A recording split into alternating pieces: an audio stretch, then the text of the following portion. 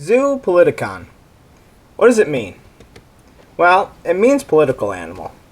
And according to Aristotle, back in the Greek time, well, that was the differentiation between animal and human.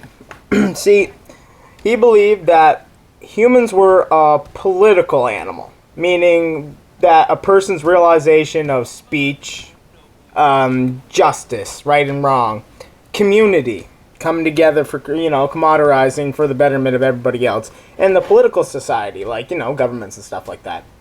He said that that's what differentiated the people from the humans. The people from the animals. But, I thought I'd do a little bit of an update on this. It's been a couple thousand years since, somebody's really kind of thought over the ideas, and a few new realizations have come to light within the past few thousand years. And although, at the time, this would have been, and it still is to me intriguing. This is a pretty cool idea, and if you had no idea of how things worked, and you were genuinely at basically zero understanding, this is genuinely a very unique way of thinking about things, and how they differentiate, and all that. And it's a really interesting philosophical way of looking at things. But here's the thing. Now, we're humans. We technically are the only ones who have a political society, but I'd argue that a political society is not all that makes humans. I'd say community is what makes a group of humans, whole, and a community is what home is. It's people that you live beside, help, know well, hang out with, you know what I mean? And if that's the definition, then, there's a lot of groups out there who don't have political societies, but they are definitely fully communities and groups and homes for people to live. They're just as much human as we are. And now I kind of want to debunk a little bit. I don't mean to pick it apart. I do think the man was very smart and very intelligent. And I don't mean to pick apart something that, is interesting, but I think it should stand for a reason to say that, people aren't the only ones that speak. Animals have their own way of speaking, just say humans aren't able to understand it. So that's kind of wrong.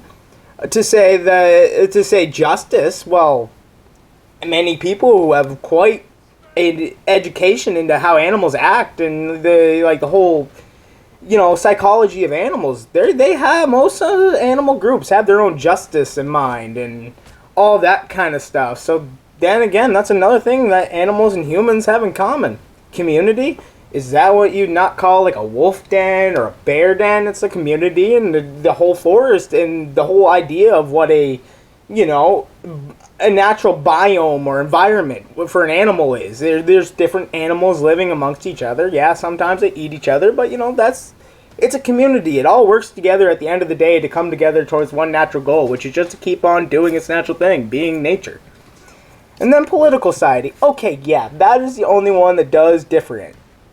I will admit, humans are the only ones with a quote-unquote political society.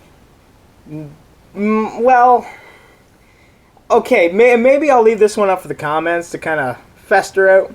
But I would argue that what wolves have would be a political society. There's a hierarchy. You have the pack leader, then you have the healthier wolves that are under him that help protect everybody else in the pack, and then you have the females and the babies and the elders that usually go towards the middle and the backish of the pack to keep them safe.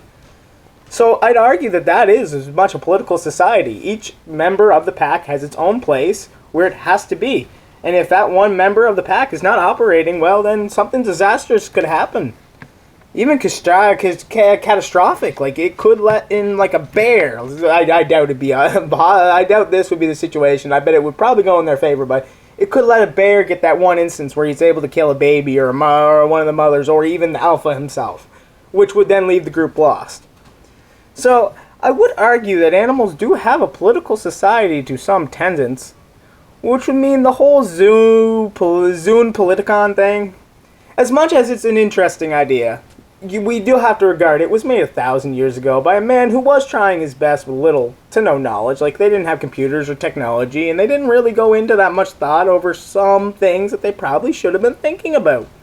Back then, there were a lot of people who thought the world was flat. And back then there was a lot of people who thought the sun revolved around the world. As we quite know now, it's not how things work. So I think this is a pretty cool, philosophical thing from back in the day.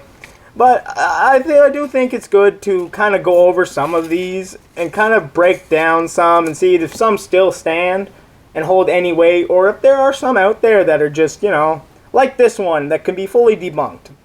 Where, yes, a great man who was a very intelligent man who was right about a lot of things managed to get one thing wrong. I'm not trying to point out the flaws in a great man, but I'm just saying, even when people are very smart and intelligent, sometimes there's a mess up. So, in a way, it's kind of a lesson learner to kind of realize, like, if you mess up, it's okay. Even the fucking smartest people alive in the world mess up every once in a while. And that's just what makes us human. In my opinion, maybe that's what he got wrong. Maybe it wasn't this whole ZOON Politikon thing that makes humans different from animals. Maybe it's the whole fact that humans can kind of realize different things and realize their mistakes and change those mistakes.